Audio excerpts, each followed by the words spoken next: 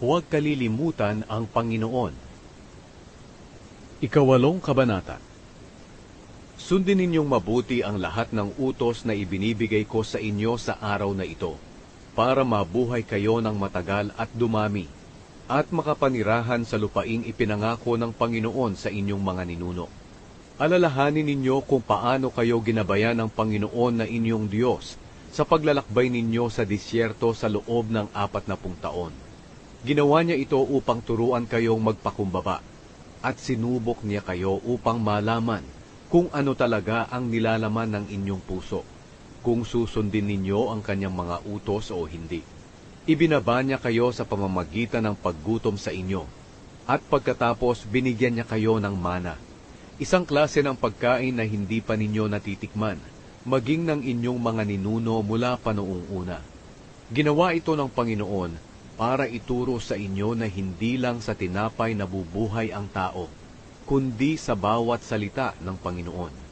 Sa loob ng 40 taon, hindi na luma ang mga damit ninyo, at hindi na maga ang mga paa ninyo sa paglalakbay. Dapat ninyong maisip na gaya ng pagdidisiplina ng ama sa kanyang anak, ang Panginoon na inyong Diyos ay dumidisiplina rin sa inyo. Kaya sundin ninyo ang mga utos ng Panginoon na inyong Diyos.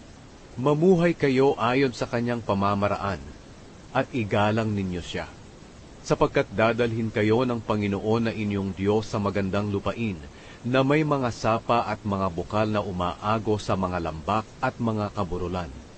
Ang lupaing ito ay may mga trigo, sebada, ubas, igos, pomegranata, olibo at pulot. Hindi kayo mawawala ng pagkain sa lupaing ito, at hindi kayo kukulangin ng anuman. Makakakuha kayo ng bakal sa mga bato nito, at makakahukay kayo ng tanso sa mga kabundukan. Kapag nakakain na kayo at nangabusog, purihin ninyo ang Panginoon na inyong Diyos, dahil sa magandang lupaing ibinigay niya sa inyo. Ingatan ninyong huwag makalimutan ang Panginoon na inyong Diyos, at huwag ninyong susuwayin ang kanyang mga utos at mga tuntunin, na ibinigay ko sa inyo sa araw na ito. Kapag nakakain na kayo at nangabusog, at kapag nakapagtayo na kayo ng maaayos na matitirhan, at dumami na ang inyong mga hayop, pilak, ginto at mga ari-arian, siguraduhin ninyong hindi kayo magyayabang at lilimot sa Panginoon na inyong Diyos, na naglabas sa inyo sa Ehipto, kung saan kayo inalipin. Ginabayan niya kayo sa malawak at nakakatakot na disyerto na may mga makamandag na ahas at mga alakdan.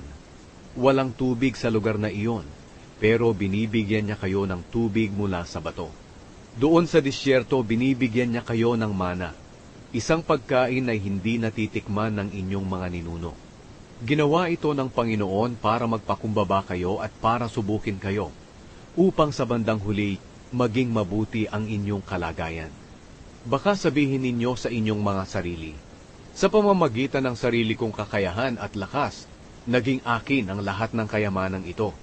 Pero alalahanin ninyo na ang Panginoon na inyong Diyos ang siyang nagbigay sa inyo ng kakayahang maging mayaman, at ginawa niya ito para matupad niya ang kasunduan niya sa inyong mga ninuno, katulad ng ginawa niya ngayon. Ngunit binabalaan ko kayo ngayon, na kung kakalimutan ninyo ang Panginoon na inyong Diyos, at susunod kayo sa ibang mga Diyos, at sasamba kayo at maglilingkod sa kanila, siguradong malilipol kayo. Kagaya ng pagwasak ng Panginoon sa mga bansa sa inyong harapan, lilipulin din niya kayo kung hindi kayo susunod sa Panginoon na inyong Diyos.